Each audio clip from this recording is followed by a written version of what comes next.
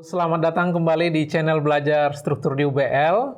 Di video Likeboard kali ini, saya akan membicarakan bagaimana kita caranya mendesain sambungan baut. Secara khusus kita akan mulai membicarakan desain sambungan ini dari kekuatan batang tarik yang harus dipikulnya, lalu nanti dari situ kita ketahui berapa jumlah baut yang kita butuhkan, dan terakhir kita akan mendesain secara geometris bagaimana susunan baut-baut tersebut. Oke, kita akan mulai dengan contoh soal berikut ini. Perhatikan di sini, ini ada sebuah sambungan yang akan kita desain. Plat yang sebelah kiri itu menggunakan dua buah plat yang tipis, yaitu masing-masing 6 mili, disambungkan dengan plat yang lebih tebal, 10 mili, dan direncanakan berapa sih banyak baut yang diperlukan agar sambungan ini mampu menahan tarik maksimum yang harus dipikul oleh sambungan ini, dan direncanakan baut-baut itu disusun dalam 2 baris. Nah, supaya kalian tahu konteksnya, kira-kira kondisi sambungan ini itu adalah di bagian sayap dari sebuah WF yang disambungkan satu dengan lain seperti ini. Jadi, tapi untuk fokus ini kita hanya fokuskan satu sayapnya saja untuk lebih sederhana. Nah, bagaimana kita proses memulainya? Jadi di soal ini disebutkan bahwa sambungannya, kalau ini saya gambarkan skemanya sebentar ya. Jadi sambungan ini kan direncanakan mampu memikul gaya tarik maksimum yang bisa dipikul oleh batang tariknya. Nah, oleh karena itu kita mulai dengan berapa sih kekuatan batang tarik yang disambung ke sambungan ini. Ya, di video pembelajaran awal-awal di topik batang tarik sudah kita bahas bagaimana cara menghitung kekuatan batang tarik, yaitu kita harus tahu dulu berapa kekuatan lelehnya, ya, kekuatan frakturnya, dan kekuatan blok gesernya. Cuman kita akan sementara mengabaikan ini blok geser. Karena sebagai informasi, saya sampaikan di video pembelajaran sebelumnya, blok geser itu kemungkinan besar tidak akan terjadi kalau kita nanti mendesain jarak antar baut itu lebih besar dari yang disyaratkan. Ya. Jadi untuk mencari berapa sih gaya tarik maksimum yang dipikul oleh sambungan ini, kita akan mencari yang terkecil dari dua nilai ini, leleh dan fraktur ya. Jadi saya akan cepat di video kali ini cara menghitungnya. Kalian bisa melihat pembelajaran sebelumnya bagaimana cara kita mencari kekuatan leleh dan fraktur.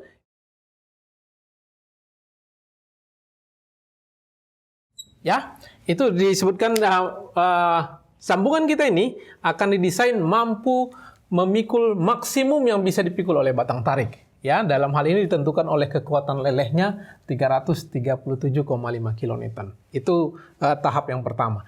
Nah, selanjutnya dengan gaya 337,5 kN ini, berapa banyak baut yang harus kita pasang di sini sehingga batang tarik ini paling tidak mampu menahan 337,5 kN tersebut. Oke, jadi sekarang kita masuk kepada sambungannya. Di video pembelajaran sebelumnya, kita sudah membicarakan mengenai kekuatan sambungan. Itu bisa yang mengalami geser ya, itu bisa bautnya mengalami putus atau platnya sobek. Ini namanya kekuatan tumpu ya. Jadi itu yang akan coba saya lebih detailkan secara perlahan di sini. Pertama dengan kekuatan putus. Berapa sih kekuatan baut kalau dia mengalami putus? Itu VRN itu dihitung dari 0,75 dikalikan FNV ya, dari tabel properti sambungan yang sudah saya diskusikan sebelumnya dikalikan dengan luas bautnya ya. Untuk A325 ini nilainya 372 MPa, 0,75 dikalikan 372 MPa dikalikan dengan diameter baut 1/4 V kali 16 kuadrat, dan kalau ini dibagikan lagi 1000 sama seperti yang kekuatan di atas, ini dapatnya adalah 112,2 kilonewton per baut ya. Ini kekuatan 112 kilonewton per baut. Oke, untuk yang kekuatan tumpu VRN-nya itu ditentukan dari yang terkecil 1,2 LC kali tebal plat dikalikan FU atau 2,4 diameter baut tebal plat kali FU ya. Ini yang kita kemarin sudah bahas juga cara menghitung kekuatannya. Di sini juga saya akan cepat sedikit karena kalian bisa mereview video pembelajaran sebelumnya. Nah, ini untuk kita tahu LC, kita harus tahu spesifikasi jarak antar baut ini, ya kan? Jadi kalau di pembelajaran sebelumnya saya sudah sampaikan bahwa spasi antar baut itu ya, itu adalah disarankan 3 kali diameter baut. Jadi kalau ini 3 kali diameter 16 yang kita gunakan di sini kan, ini 48, ya mungkin ini kita bisa gunakan 50 mm. Ya. Dan jarak ke tepinya LE ini disamakan, biasanya setengahnya. Kalau kita ambil ini 25 mm. Ya. Jadi kalau LC-nya itu adalah jarak ke tepi, itu LC kalau di sini, kalau ini platnya, ini bautnya 16, berarti lubang bautnya sekitar 18, ya. Jadi LC itu adalah jarak dari sini ke sini, ya. LC itu 1,2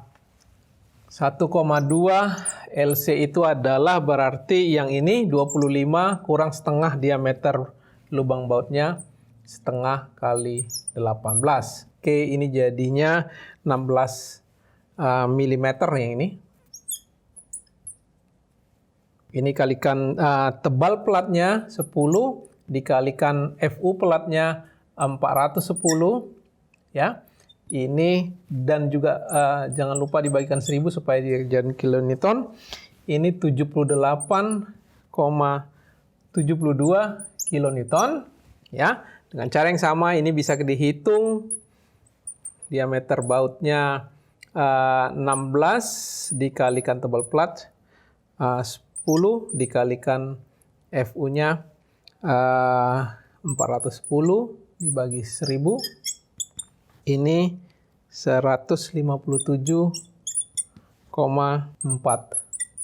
kilonewton. Ya, jadi berdasarkan kuat tumpu yang terkecil dari sini, ya. Jadi ini yang paling kecil kekuatannya 78,72.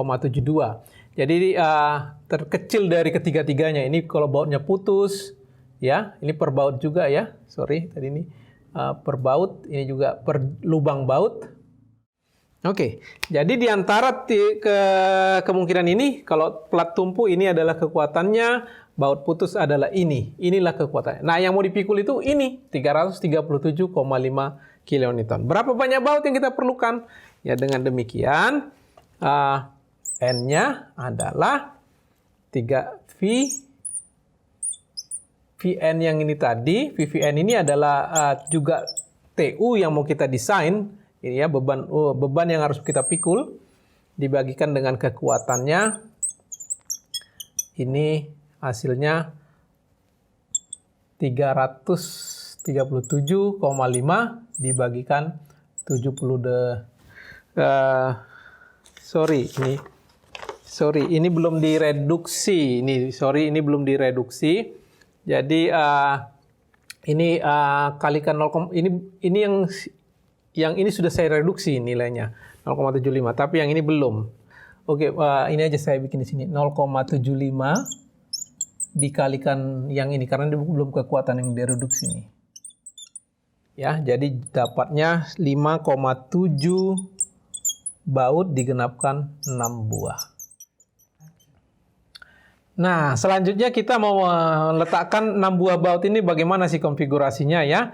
Tadi 6 buah baut ini sudah kita peroleh dari 337. Kekuatan yang akan kita rencanakan itu sesuai dengan kekuatan maksimum batang tarik itu sendiri. Di soalnya disebutkan demikian ya. Ini dan kekuatan dari plat tumpu per lubang itu sekitar 59 kilonewton, sehingga kita membutuhkan 6 buah baut untuk memikul beban tersebut ya. Konfigurasinya bagaimana? Di soal itu dia mintanya kita akan membuat dia 2 baris begini. Ya. Berarti dengan demikian secara naturalnya kita akan menyusunnya 6 buah baut seperti begini ya. Ini jaraknya 3 kali diameter. Berarti ini kita bikinnya 50, 50, dan ini jarak ke tepinya ya. Kalau mungkin gambar saya nggak terlalu skala, ini setengah dari diameter, ini 25, dan ini kalau saya juga siapkan spasi di sini, ini juga ke sini 25 ya. Kalau tebal plat kita ini dia maksudnya lebar platnya kita ini 150 ya, berarti kalau itu ini jaraknya ke sini 25 ke tepi, ini berarti sekitar ya 100 mm. Demikian ini konfigurasinya yang kita butuhkan. Ini jadi ada 6 diameter 16 A325. Nah, apakah ada alternatif lain? Ya, sebagai perencana kita diberikan kebebasan sebenarnya untuk melakukan desainnya. Kalau kalian perhatikan, kalau konfigurasi seperti begini, ya kan? Ini berarti membutuhkan overlap sepanjang 100-150 overlapnya. Kalau itu dirasa terlalu panjang overlapnya, alternatif lain yang bisa dipikirkan adalah menggunakan stagger hole. Ya, jadi konfigurasinya seperti terlihat berikut ini. Konfigurasinya bisa dibuat seperti begini, menggunakan stagger hole, jarak antar baut-bautnya, antar zigzagnya maksud saya itu 25.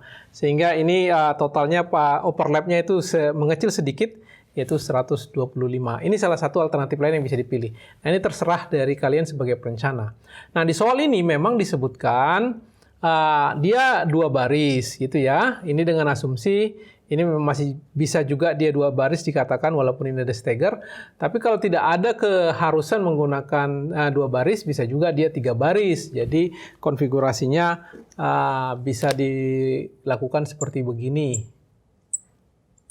Ya, dengan seperti gini. Jadi kira-kira bisa juga dipilihnya seperti begini konfigurasinya. Ini ke sini, ke tepinya 25, ini 50, 50, dan 25 ya. Ini bisa juga dipilih seperti begini konfigurasinya ya. Namun ini juga perlu disikapi kalau stagger hole ini balik ke sini tadi, ini harus dicek juga stagger hole tidak terjadi atau tidak merubah perhitungan kita kekuatan batang tariknya. Jadi apapun dia desain yang kita pilih, pada akhirnya juga kita akan setelah semua konfigurasinya jelas, itu kita cek and recheck kembali kekuatan lelehnya, ketuan frakturnya, juga bautnya kalau terjadi perubahan minim seperti begini, kita bisa melakukan pengecekan kembali kekuatan baut putusnya atau kekuatan tumpunya ya.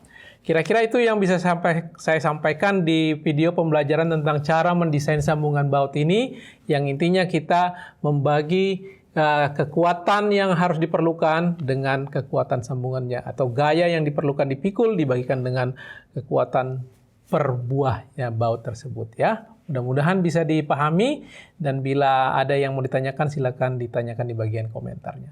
Terima kasih buat perhatiannya, sampai ketemu di video pembelajaran selanjutnya.